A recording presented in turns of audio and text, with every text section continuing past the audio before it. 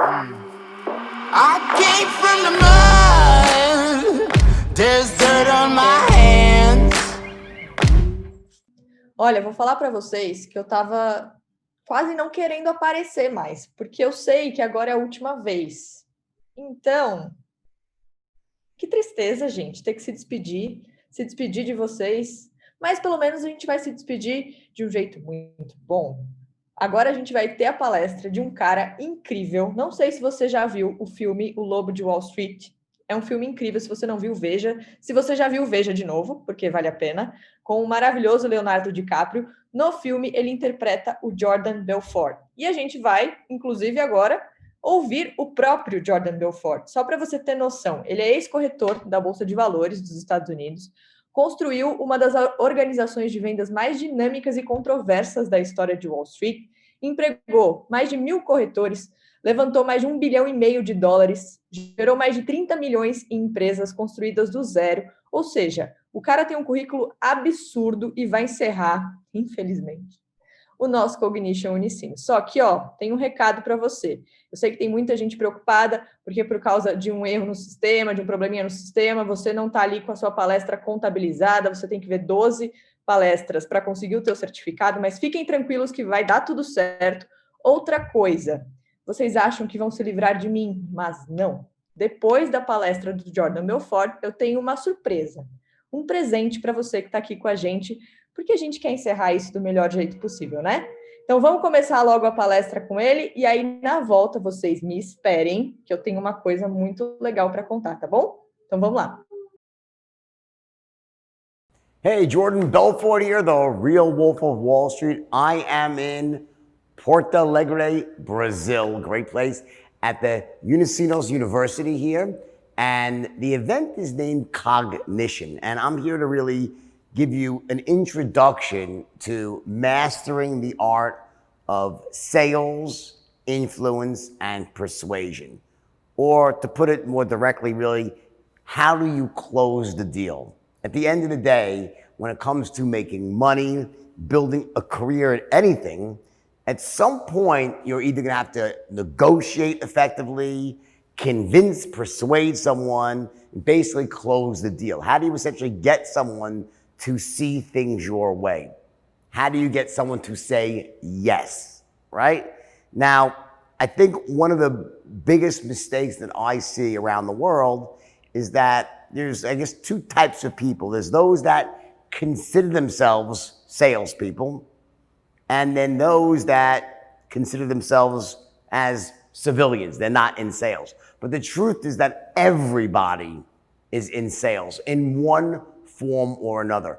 If you want to move through life in an empowered way, if you want to be able to essentially get your point across to people and just really, live a great life, you have to learn how to share your ideas, your hopes, your dreams, get people to essentially buy into your way of thinking in a way that gets them to say yes, gets you what you want, and also fills their needs too. Remember, at the end of the day, nothing happens in this world unless something gets sold. I always say people love to buy things and they hate to get sold to. So your job as someone that's out there influencing and persuading is, how do you get people to take the actions that they should be taking, but they're blocked in so? In other words, what sales is not about is trying to get people to do things they shouldn't do. That's unethical persuasion.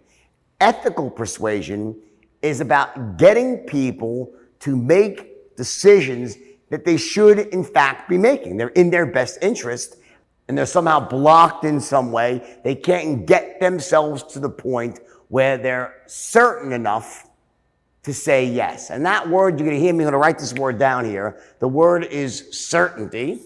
And it's a word you're going to hear me speak about very often when it comes to sale. And basically, when we think about sales, what selling really is at the highest level, big picture, is the transference of emotion. Sales is the transference of emotion. And the primary emotion that you're transferring is the emotion of certainty. In other words, when someone, imagine if you're in a retail store, right?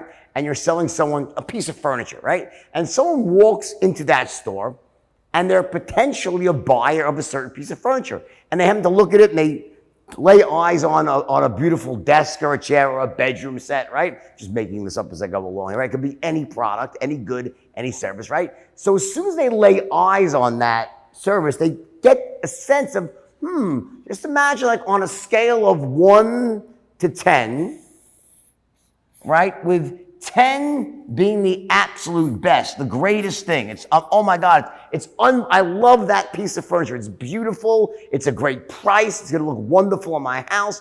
It's going to make me feel so good to own. I love that piece of furniture. Or walking into a car dealership. I love that car. What a beautiful car. What a great price it is for that car. I'm going to feel wonderful driving the car.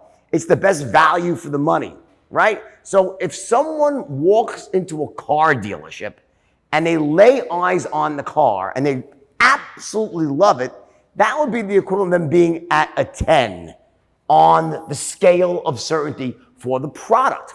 They're absolutely certain that this is the best product for them. Alternatively, someone could also walk into the dealership and based on their own preconceived notions, their experiences, their own individual taste, they could also look at this car and be at a 1, which is like, ugh, that is the ugliest, most overpriced, most terrible car in the world. I would never buy that car. I wouldn't be caught dead in that car. That's an equal possibility. So in other words, no matter what you're selling, an automobile, even an idea, a service, piece of furniture, right? As soon as a potential customer enters the sales setting, they are going to be at some point on this continuum. They might be at a 10, which is very rare, but they love it. They might be at a 1 where they hate it, also very rare, but typically they're somewhere in the middle. They might be at a 5, 6, 7, or a 4. In other words, when someone walks into a situation when they're ready to buy something, they look at a product, and based on all their preconceived notions, they essentially land somewhere on this continuum. Typically 5, 6, based on their preconceived notions. That's what's going on. So then what does the salesperson do? What's the job of the salesperson? Well, in reality, what's happening, imagine if you were a car salesperson and someone walks into your dealership and when they look at the automobile that you're selling, let's say it's a Ford or a Toyota, right? And like, okay, that looks pretty nice. They're like at a 5 or a 6. Well, what's the job of the salesperson? The job of the salesperson is to say things to them, explain it to them, show them the car in a certain way, maybe take them for a test drive. And the salesperson, where are they on this scale?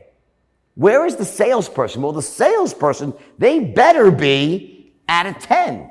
See, the salesperson knows everything about the product.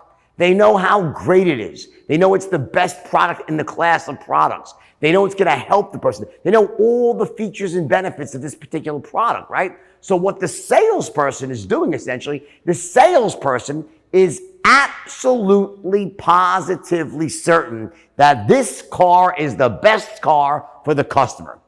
That's what they're doing. They know that. And their job now, what they're trying to do is essentially persuade the customer that this is the greatest. I know right now you're at a 5, Mr. or Mrs. Smith, whatever your last name is, right? They're at a 5, but I'm going to show you things. I'm going to explain this to you. And when I'm done, you'll be able to see how awesome it is. You'll be at a 10 just like me. That's the job of the salesperson. So the customer enters into the setting, the sales setting, right? And they're at a lower level of certainty. The salesperson, meeting you, is at this ultra high level of certainty. And then the salesperson, what they try to do, their goal is they want to say things, do things, show the prospect things that essentially transfer the certainty they're feeling inside, transfer that certainty to the prospect. So when the prospect is done hearing everything about the product, they are at a 10 as well. They are equally certain. You get that? So what's happening is people enter sales encounters at relatively lower levels of certainty, and the salespeople are at very high levels of certainty. And a salesperson, a good one, goes about explaining, presenting, showing them how it works, showing all the benefits, shows them why it has the best cost-benefit ratio, the best value proposition. And when that salesperson is done, if they've done a really great job, they have now taken the prospect who started off here and they've moved them to very close to a 10 on the certainty scale for the product. Because think about it. Imagine, what does someone sound like when they're at a 10? Imagine if you're selling, we'll stick with cars here, right? It's a very common product, right? So imagine you're selling a Ford, a truck, right? And a customer walks in and you say to them, hey, what do you think of the car? Well, what would they sound like if they were at a 10? What would someone sound like? Well, if you said, hey, what do you think of the car? They say, oh my God, this is the best car in the world. I love this car. It's beautiful. What a great deal it is. I know it's going to last me for many, many years. It's made really well. It's just beautiful. I'm going to feel great. Oh my God, I love this car. That's what a 10 would sound like.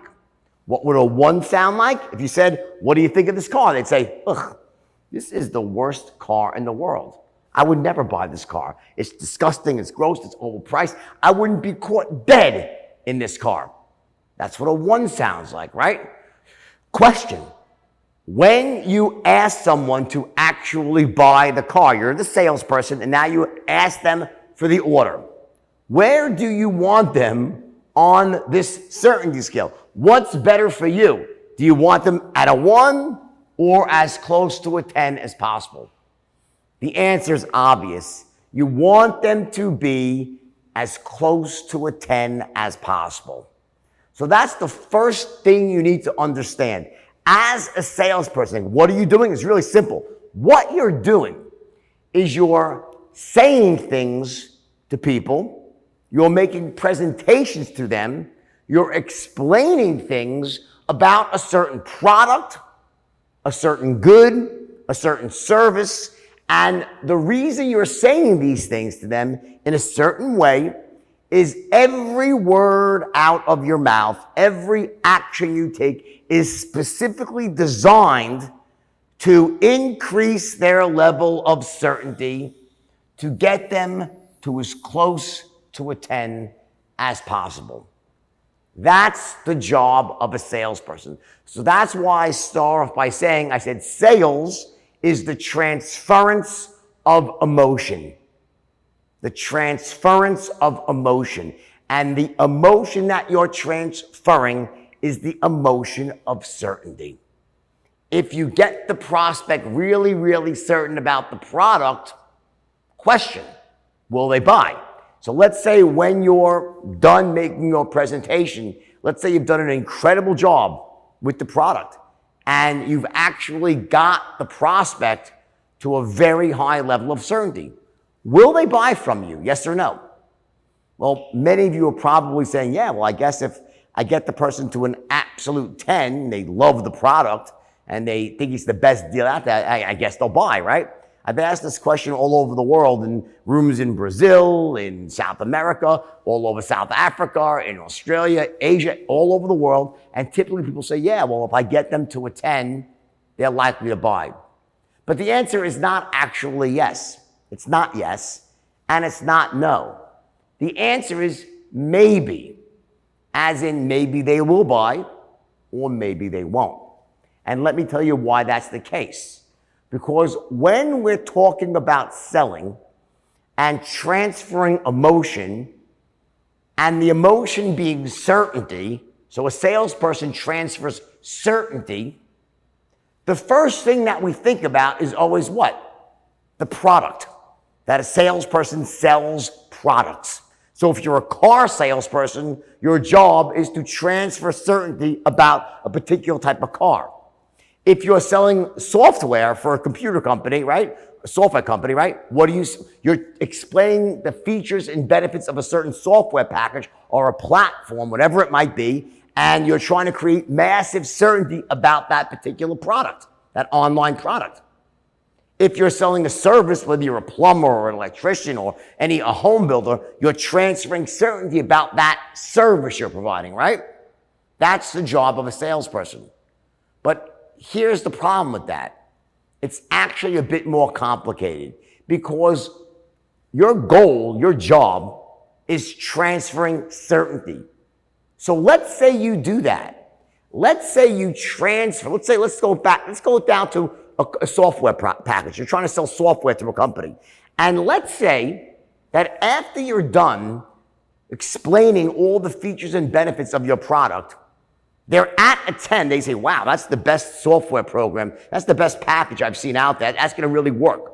But what if in the process of doing that, you somehow did it in a way that the prospect didn't trust you? You did it in a way that made them distrust you. You were sneaky about it. You went too fast. Something in the way that you explain things, they're like, okay, I love the product, but I don't trust the salesperson. Are they going to buy from you? Yes or no? The answer is absolutely not. People do not buy from other people who they do not trust. We don't buy from those we don't trust, and we seldom buy from people whom we don't like. Only if we're really desperate. If we don't trust them, we will not buy. In fact, if you love a product, you really love it, but you don't trust the salesperson who's trying to sell to you, what do? You'll tell the salesperson, let me think about it, and you'll go find the same product and you'll buy it from someone that you trust. The point is this. There's not just one continuum for the product. It's not just about the product. When you're actually selling, you're also having to sell yourself. You're also selling yourself, you the salesperson. So what I realized, I'm driving at one very important point, is that many, many years ago, I found myself, it was like 1988, I found myself in a situation where I was trying to teach a bunch of very young salespeople. I was about 24 at the time. The salespeople were in their 20s. Now, I am what you call a natural born closer. For whatever reason, from the first time I started to try to sell, I was the top producer in any company I went to, and sales just intuitively, automatically made sense to me. And I always outperformed everybody around me by a very large margin. And I built a very large company in my early 20s in the meat and seafood industry. I made a bunch of mistakes and lost all my money, and that's what brought me to Wall Street. And eventually I found myself owning my own brokerage firm. I was 24 years old, and I had 12 kids working for me, and I stumbled upon an untapped niche in the U.S. stock market. And you've probably seen this in the movie, The Wolf of Wall Street, right? And I had these 12 kids. They were not very educated. They were not great salespeople. And I was trying to get them to do something extremely difficult. I was trying to teach them how to close sales for the wealthiest 1% of American investors, rich business owners, and I was trying to get them to sell them stocks that were priced between $5 and $10. Now, here's the thing. I tested the idea myself, and I was having incredible results. I was able to do it. I then taught the system to my junior partner. His name was Danny, the Jonah Hill character from the movie. He was able to do it. I taught him. But when I tried to teach the other 12 kids, they were not able to do it. They couldn't close the sale. And it was shocking to me because I had a 50% closing rate. Danny had about a 30+% closing rate. And the people I was trying to teach had a 0% closing rate. We're calling the same people, presenting the same stock, saying pretty much the same words, using the same lead source, but for whatever reason, there was something happening that allowed me to be able to close the sale, and the kids that were working with me, they could not do it. And ultimately, now at the time, I was teaching a very powerful way of sales of training, right? And it was doing really well, and I was doing good, but we were selling penny stocks to average moms and pops. It was a much easier sale.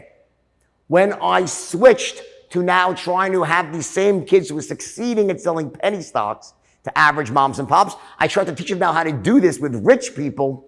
The system broke down. It stopped working. So in other words, in the engineering world, you would call that like catastrophic failure. I had a system. The system appeared to be working well, but when I stressed the system with a very difficult sale, the system collapsed. And what I realized is I needed a new way of training salespeople. And this was 1988 when this happened. And at the time, there was no internet. And I started going to the library, reading books on sales. I was attending seminars. And what I quickly realized is that despite the fact that my system I was teaching at the time, which did not have a name, it was still a great system, that was not good enough. It wasn't working. But yet when I checked other people's systems, my system was light years ahead of theirs. So I had nowhere to go. Essentially, I was stuck. I had this great idea, but I needed to come up with a new way of training salespeople, a more effective way of training salespeople how to close sales. And ultimately, after about a month of trying and failing, I came up with a revolutionary approach for training salespeople. And in an instant, in one evening, it all came out of me, and I invented a system that you probably have heard of now, which is famous all over the world, and I'm going to write it out for you. The system is called the straight line, the straight line system. And essentially, the reason the system is called the straight line is because on that night that I invented it, it was October of 1988, for the very first time, what I did is I stood before my room of guys, my 12 kids, right? Let me turn the page here for you, 1 second. I don't want to waste any paper here, right? I don't want to kill any more trees than I have to, okay? All right, so the reason the system is called the straight line is because on this evening, what I did is, in an effort to explain to these 12 salesmen what was going on, why they weren't able to close, I stood before them and I said these words. I said, guys, I said, don't you get it? I'm like, every sale is the same. Now let me write these words down for you. Every sale is the same. This is the basis of everything that was behind developing the straight line. What I meant by this statement, I was standing in front of these kids and I was saying, guys, why can't you close? I don't understand. I'm doing it. I taught Dan to do it. Why can't you do it? And they started complaining to me that there were so many objections. They kept getting hit with different objections, that the rich people kept cutting them off. And they just it was thousands, it was 1,000 objections. So I said, really, there's 1,000 objections? And they were, well, yeah, there's 1,000 objections. I said, great.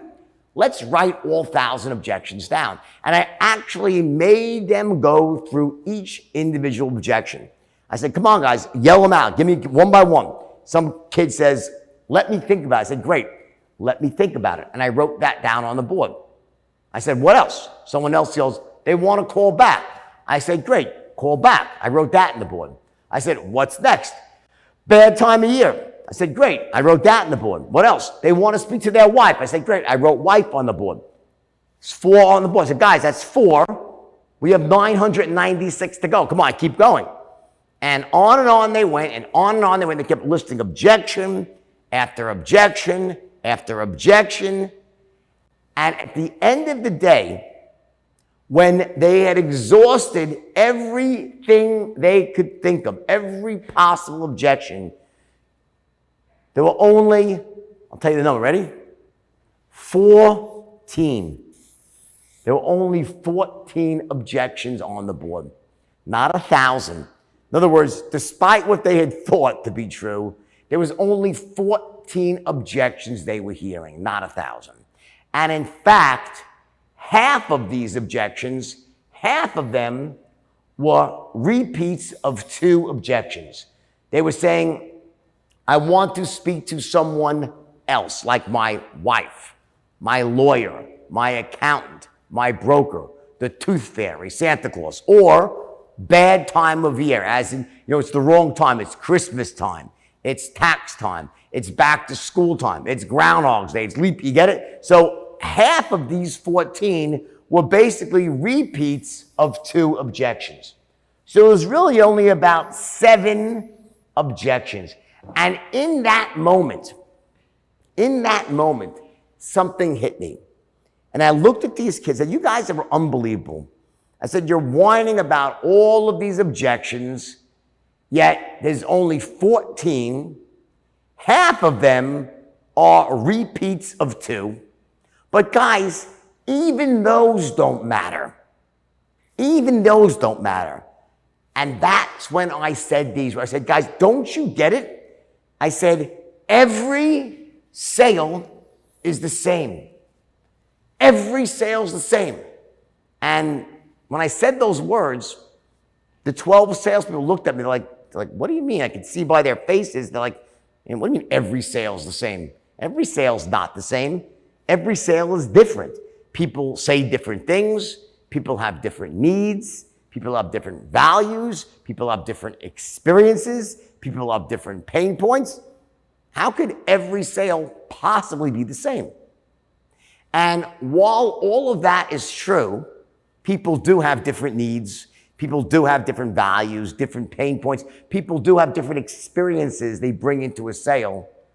That has nothing to do with what I was talking about. What I meant that night, and what turned out to be probably the most profound thing I've ever said about selling in my life, is that despite all that stuff, the different needs, values, beliefs, pain points, despite all that stuff, the same 3 elements must line up in a prospect's mind before you have any chance of closing them.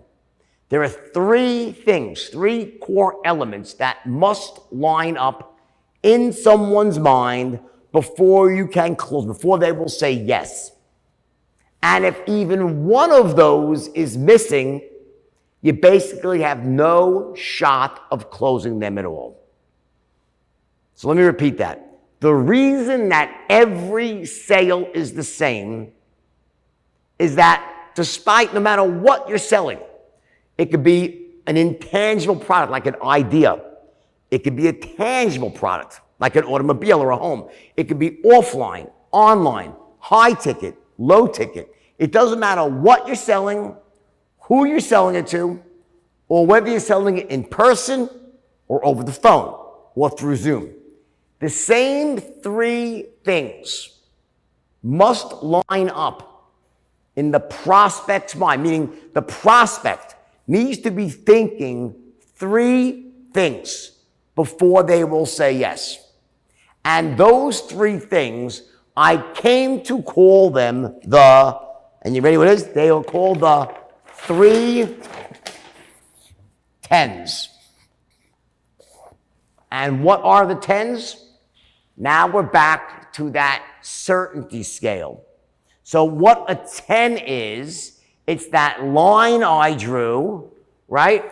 With a 1 meaning they hate it, a 10 meaning the prospect loves the product. So watch. Before someone says yes, before they're going to buy, number one, they must absolutely, positively love the product. That's your first 10. So remember what I said. If we have the certainty scale, 1 is, ugh, it's the worst thing in the world. 10 is, oh my God, it's the best, right? So obviously, you want someone to be as close to a 10 as possible. And the closer they are, the more likely they are to say yes. But again, it's not enough that they love the product that you're selling. As a salesperson, you must also get them to trust and connect with you. You, the salesperson. So you're not just selling them the product, you're also selling yourself. You must trust and connect with the prospect. So let's say that you accomplish that as well. Let's say that when you get to the end of your presentation, they're like, wow, I love this. This is a great product. Yeah, this product is awesome. And I really trust this person. I trust the salesperson. Will they buy now? The answer, once again, is maybe. Maybe they will, and maybe they won't. Why? Because there's also a third element at play here as well. And that is they must also trust and connect with the company that stands behind the product. In other words, there's going to be a company that has to deliver the product, that's going to offer them customer service, that they're going to have to interact with, that is going to stand behind the guarantee. So essentially what happens is, imagine this. Imagine you're a salesperson and you want to, and let's go back to automobiles, right? And let's say you want to sell a car to someone. And when you're done with your presentation and you explain how much the car is going to cost them, how much money they have to pay, and you ask them for the order, if they love the car, and we're talking about a qualified person, someone that can afford the car they want, right? They love the product, they totally trust you, but let's say they don't trust, they've heard things about the actual car dealership, the store where you're working. They've heard that the service here is awful. I know that people that buy cars from this car dealership, they have very bad experiences. If something goes wrong with the car, they can never get the car fixed. And when they do get it fixed, it just is going to break again. Question, if a person is thinking that right when they're about to make a decision, are they going to say yes? No, they don't. Now, what do they say? So now I want to slow this down. This is like the crux of how you become a professional salesperson, right? So you need to understand this concept. I'm going to say it again. So in other words, these 3 elements, product, you, the company, no matter what you're selling, offline or online, the prospect, before they say yes, or before they say no, or before they say, let me think about it, let me call you, before they say anything, their brain says, they instantly size up, where are they? How certain am I? And what will happen is, let's say they're absolutely certain about the product, but they don't trust you, and they're not so sure about the company. And you ask them to buy. So they love the product, but they're not sure about you, not sure about the company. What would that person say to you when you ask them to buy? Would they say, sorry, Jordan, I don't trust you. Sorry, I don't trust your... Would they say that? The answer is no. We've been taught societally to be much more reserved and gentler, and that's kind of like, wow, it's really in your, I don't trust you. That's really like, whoa, what do you mean you don't trust me? So we've been taught, we don't say those things. Instead, what the prospect will say is, sounds good, Jordan, let me think about it. Let me call you back. It's a bad time. They'll hit you with a common objection. So what happens is when you start to sell, what salespeople very quickly realize is that when they ask for someone to buy from them, it's not that they get no. People don't say no, not interested. That's not what blows most of your sales. Rather, people will say, oh, it sounds good. Let me think about it. Let me call you back. Bad timing. You'll get hit with one of the so-called common objections. And what those common objections are is they're actually smoke screens for uncertainty. When someone is feeling unsure, they're not sure if your product is the best, rather than looking at you and saying, I think your product sucks, or I don't think it's that good, or I don't trust you as far as I can throw you. That's not what they'll say. That's going to create an argument. So people instead will smile at you and say, oh yeah, it sounds pretty good, Jordan. Let me think it over. It's a circuit breaker. It's a smoke screen for uncertainty. So what happens is when you ask for the order for the first time, typically in most situations, it's not that your prospect says, no, I don't want it. They'll say, let me think about it. Let me call you back. Bad time. They'll hit you with one of the common objections. And what your goal is as a professional salesperson is to somehow overcome the common objections. And essentially, and the way you do that is by increasing their level of certainty for these three elements. So when someone says to me, let me think about it, if the methodology, if I try to get them to buy by getting into an argument with them saying, let me just explain why you don't really need to think about this. And I start trying to tell you, if you think about it, you're going to miss out because the special price is going to go away. And I just try to overcome, let me think about it. It doesn't work. All it does is it causes us to break rapport.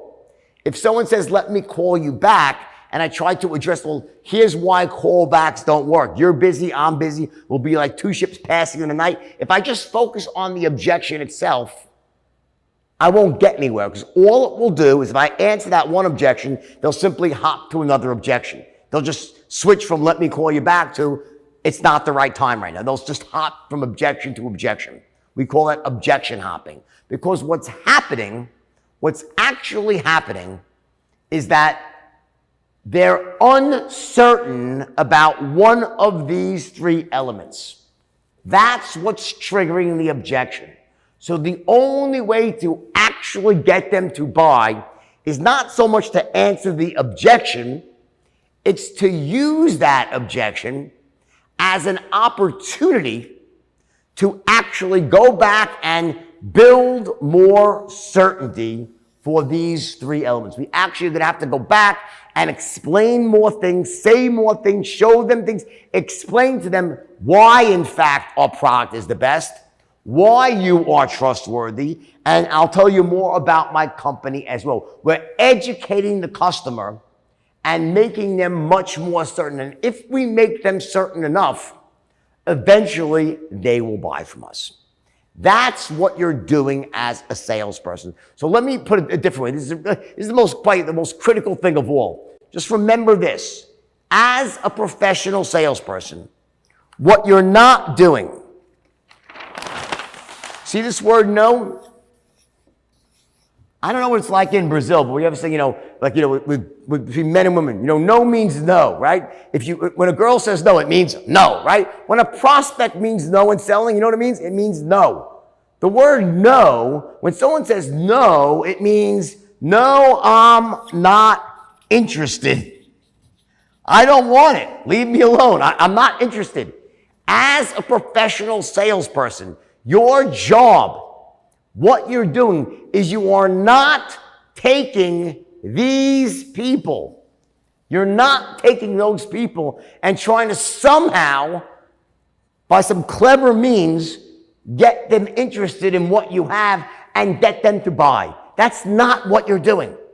And this is one of the biggest mistakes that young salespeople make, is they try to take people who don't want what they're selling who are not interested in even hearing about it, and they waste their time trying to somehow, through pressure or subterfuge, somehow convince these people to be interested.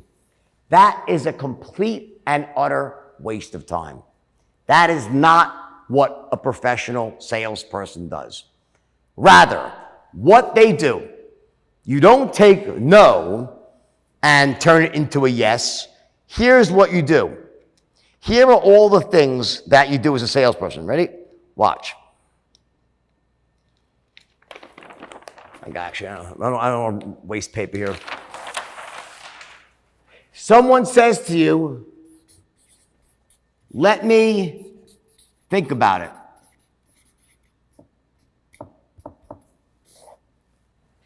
Yes, a professional salesperson takes that person and gets them to buy now. That's what you get paid for. Not no. You don't take no and turn it into yes. You take let me think about it and turn it into yes. Call me back. Yes. When someone says, sounds good, Jordan, give me a call back, you take that person and you get them to buy now. Get them to say yes. Someone says it's a bad time yet. Yes. You take that objection and you take that and make them say yes. This is a crucial distinction. You're not in the business of turning the word no into yes. Rather, what you're doing is you're actually learning how to, I'm going to use the word here, it's called sift or prospect. What a salesperson must learn how to do is to quickly and elegantly sift through a group of potential buyers. Prospects, we call them. You must learn how to prospect, sift through these prospects and find the ones who actually are interested in what you have. They're interested. They're not ready to buy, maybe. I'm not saying they're going to buy from you, but they're interested in what you have. They need what you're selling. They want what you're selling. And they can also afford what you're selling. You understand that? They actually have a need. You're not trying to take people who don't need it and somehow let me trick them into buying. This is the biggest waste of time. If you just learn this one thing from this lesson here, it's going to change your life as a salesperson. You'll make twice as much money.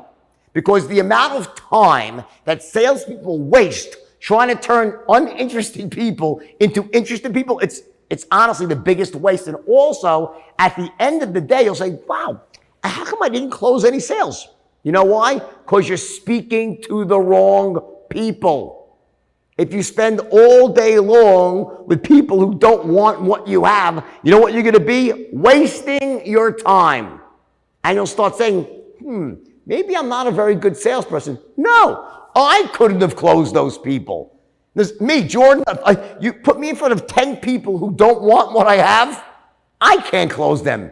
I'm not going to try. The difference is I will very quickly ask them some questions.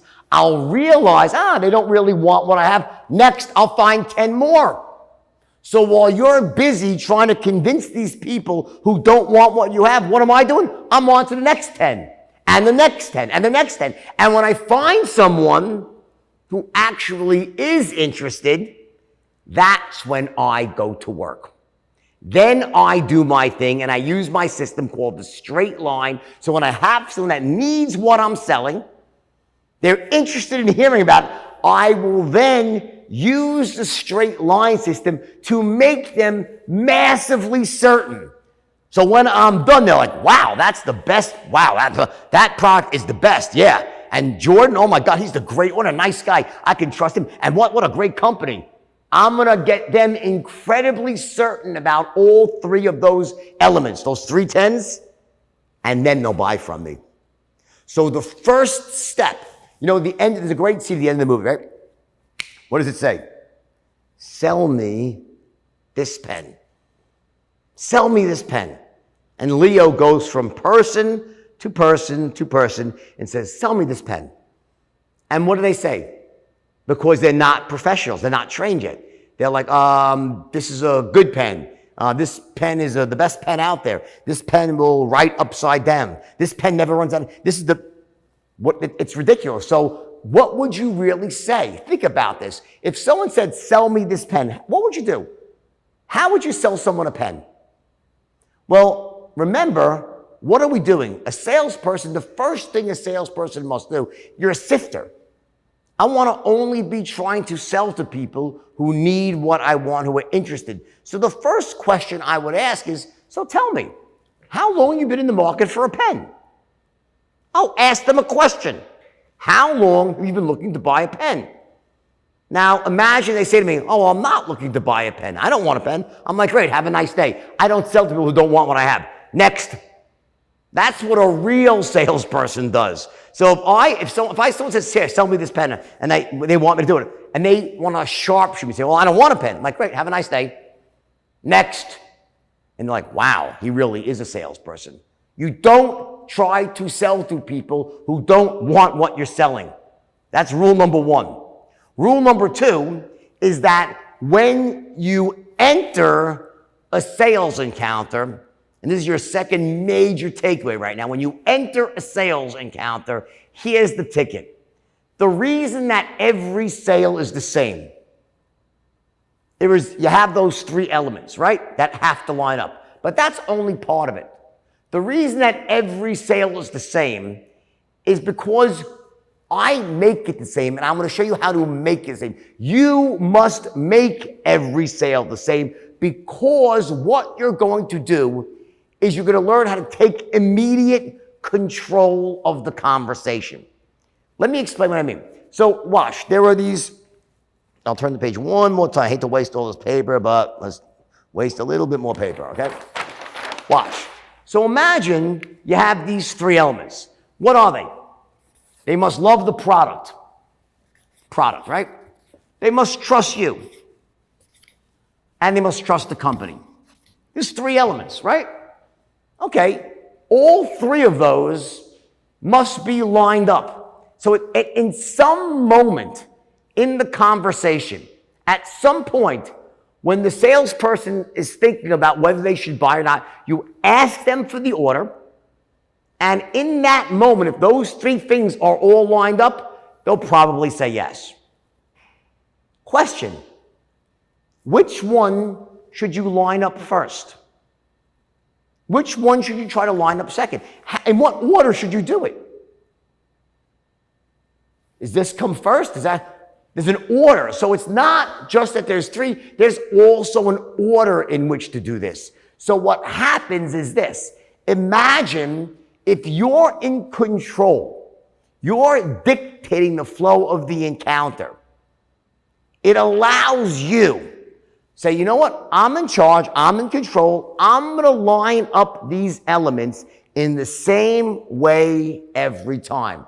In other words, if you're in control of the sale, you can then use the same strategy again and again and again to line things up. Imagine when you buy, if any of your parents buy, you're probably too young for this, but one day you'll be parents and you'll buy your children a toy and it comes with that dreaded instruction manual. You're like, oh my God, I got to put together. And there's 20 steps, right? Well, guess what? If you don't use the instructions and try to start at step 15, it doesn't go very well. There's a step 1, step 2, step 3, a strategy for putting something together. There's a strategy for closing a sale. What comes first? What comes second? What comes third? We make every sale the same because the first step in the process is that you must take control of the conversation. And in fact, the reason that I was having so much success back in the day and my 12 kids couldn't close is because they were unable to take control. See, what was happening is, and I realized this that night, is I had a certain way of sounding, a certain way of talking, that the moment someone heard my voice, they would realize certain things about me. And they said, you know what, I'm going to allow this man to guide me through the process. They perceived me a certain way. And what I said to my guys that night, this is very profound. I said, guys, you have 4 seconds. You got 4 seconds to establish 3 crucial things. 4 seconds. 3 things. I'll tell you what they are. In the first 4 seconds, the prospect must think you are, number 1, sharp as a tack. You're sharp. You're with it. You're on the ball, meaning you're a born problem solver. You're not going to waste time. You're sharp. You're quick, right? Number 2, you're enthusiastic as hell, meaning that you have a way of sounding that's enthusiastic, that what you have must be good. When someone speaks with enthusiasm, you're like, wow, there's something there. I want to know more. So sharp as a tack, enthusiastic as hell, and number 3, most important of all, you are an expert in your field. You have 4 seconds to establish those 3 things in the mind of your prospect. If you are perceived as being an expert in your field, you know what happens? The prospect will defer to you. They will allow you to guide them through the conversation, to take control of the sale. So watch, let me just draw out for you a sale here, okay? Watch. So this is a basic sale, and the reason the system is called the straight line is watch. Imagine a sale as a straight line. This is your open here. This is your close here. Open, close, right? Now, what you'll find when you actually go out into the world and sell is that every once in a while, you get a very easy, almost what we call a laid down client, where everything you say, everything you show, everything you do, the prospect is like, yes, yes, yes, and they buy without even giving you a single objection. The prospect is basically almost pre-sold before they enter the encounter. We call this the perfect straight line sale. It's where everything you say, everything you do, the prospect is yes, yes, yes, yes, yes, and they buy. No objections. And remember, the shortest distance between 2 points is what? A straight line. The problem is that in the real world of sales, people tend to go off the straight line. They have objections. They have questions. They have concerns. They interrupt you. So you want to keep the prospect on the straight line and stay in control of the sale. They want to take you off the straight line and go out of control, off the Pluto here or Uranus down here. Not good places to be, either one, right? So you want to keep them moving forward towards the close. And the way you do this, it starts in the first few seconds by being perceived as an expert. You must be perceived as an expert. If someone sees you as being an expert in those first few seconds, we have been conditioned since we're yay big, since we're little boys and girls, to defer to experts. When we were young, we were sick, our parents took us to a doctor, and we saw how even our own parents would defer to a doctor. They were experts, and we were taught that when you are in the presence of an expert, you answer their questions. You listen. You allow the expert to guide you. So what happens in selling is that if you are perceived correctly, which means sharp, enthusiastic, as an expert in your field, the prospect will defer to you. They will allow you to then control the flow of the conversation. And what you want to do then is once you are perceived the right way, you want to use that positioning of control, you're an expert, to start asking questions. And you start asking questions to the prospect to identify what their needs are, what their values are, what their pain points are. And by the way, to find out whether they truly are interested, whether they want what you're having, whether they can afford it, and you go through this process of sifting. You gather intelligence and you sift out the potential buyers from those that are not right from your product. And it all starts in these first 4 seconds. Now, we only have a few minutes left here, okay? And this is just some scratching the surface. But there's one more crucial point that I want to lay out for you here. and kind of round this whole introductory course out. And that is the key to success is you must take control of the conversation. You must control the sales encounter. And you have 4 seconds to do it. The $1 million question here is how. How do you do it? How do you, in 4 seconds, position yourself as an expert? How do you get someone to think that you're sharp, on the ball, and expert in only 4 seconds? Think about that. Is it the words that you say? I mean, what words can you say to someone in 4 seconds? Like, hey, Bill, I'm sharp, I'm an expert, I swear, I'm great, They'll be like, what the fuck? People will be like, the words don't exist.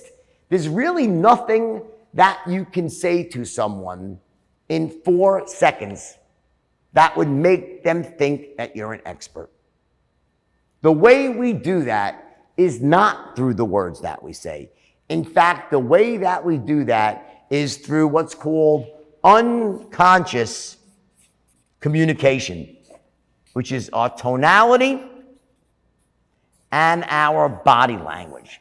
There are certain ways, tones of voice that we use, certain ways that we move our body, how we dress, how you make eye contact in person, how you shake someone's hand, how you hold yourself, how close you stand to it. There's all these subtle body language moves, and when you're on the phone, the tonality, the way in which you say what you say. When you use tonality the right way, you will be shocked at how easy influencing becomes.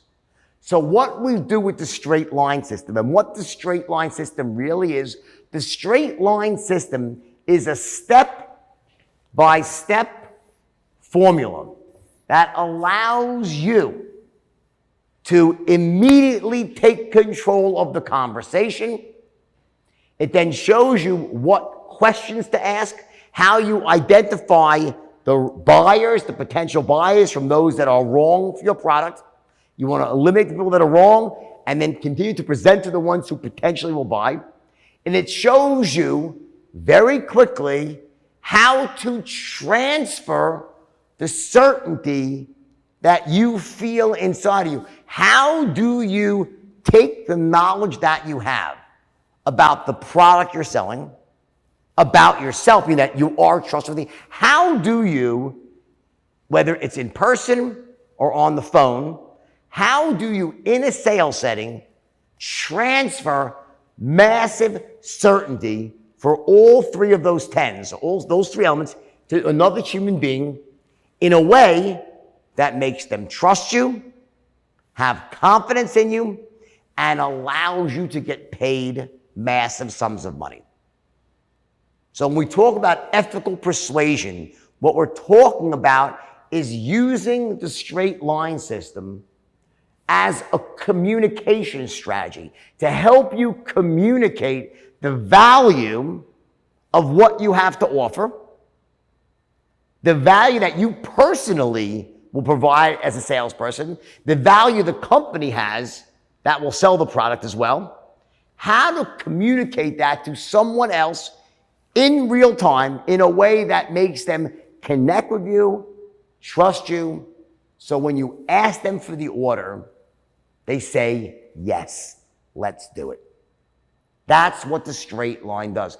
And I will tell you this, those 12 kids, now you saw the movie, so you probably know what happened. They, for 1 month before I invented the straight line system, they hadn't closed 1 sale. Well, that very next day, I invented the system on a Tuesday evening. That next Wednesday morning, these 12 kids came back, picked up the telephone, started dialing using the straight line system, and within 3 months, they were all multimillionaires. They told their friends about it, and people came running into my boardroom from all over the country, and within 6 months, I had the largest firm in the United States, and I was making $1 million per week back in the 1980s, believe it or not. That's what happened. And if there's one mistake I made, and I want to caution you about this, is remember this, that at the end of the day, you must maintain your ethics and integrity. The mistake I made is I got so caught up in the ability to close and the ability to train people to close that I lost sight that what you're really doing here as a salesperson is you're helping people fill needs by giving them quality products, quality services. If you just focus on helping people get what they need, and I'm not being corny here, I'm being serious. If you just focus on helping people get what they need, fill their needs, get what they want, use the straight line, you will make so much money as a result of that. And you will help so many people. You truly have an amazing, empowered life.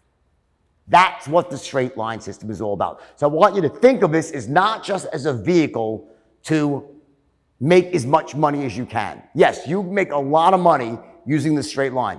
But what you're really doing is you're helping other people get the things that they need, to make decisions they should be making. And as a result of that, because you help them make this decision, yes, you get rich in the process. When the straight line's being used the right way, it's the ultimate win-win for both sides. You help companies grow because you're a professional salesperson. You get people things they need, and you get rich as well. That's the bottom line. All right? So when we go through this actual course here in more detail, you'll see it's all very easy to learn, bite-sized chunks of information, and step by step, very quickly, you can become what I call a world-class closer. And once you are there, it's truly a license to print money for the rest of your life. All right? We'll talk again soon. Eu sei que a palestra foi boa, mas eu tô triste. Eu tô triste porque eu não queria dizer tchau. Você também tá assim? Gente, a semana passou voando para vocês também. Mas olha, lembrando que acabou o Congresso Cognition Unicinos, mas dia 5 de outubro começam as matrículas dos nossos cursos de MBA. Então, assim, é tristeza por um lado, mas felicidade por outro. E eu disse que eu ia contar uma coisa legal aqui, que eu tenho uma surpresa para vocês. Pois é, presta atenção. Teoricamente, você só pode ver as nossas palestras até domingo, mas o povo pediu, deu a louca no gerente, olha só. Se você ficar no nosso grupo do WhatsApp até segunda-feira, você que está aí no grupo do WhatsApp, que está na nossa comunidade aqui, você vai receber uma pesquisa de satisfação. E se nessa pesquisa tiver uma pergunta sobre a apresentadora, é bom que você coloque 10, tá bom? E aí, você pode ter acesso a todas as palestras por 6 meses, de graça. Então, fica com a gente até segunda-feira e fica com a gente nos nossos cursos de MBA também, que vai ser muito legal. Você viu alguns professores aqui ao longo da semana. Você já descobriu que vai ter uma colega de sala, não sei em qual ainda, mas enfim. E é isso, gente. Infelizmente, a gente se despede, mas, vai ter Cognition Unicinos no ano que vem. E vocês também, na pesquisa de satisfação, peçam pela Mari como apresentadora de novo. Quem sabe presencialmente? Seria legal, né? Seria muito legal. Espero que tudo isso passe logo e que a gente possa fazer esse evento com muito olho no olho. Abraço, beijo e tudo mais. É isso, então. Obrigada pela companhia a semana inteira. E a gente se vê, então, na sala de aula ou no ano que vem. Um beijo grande, gente.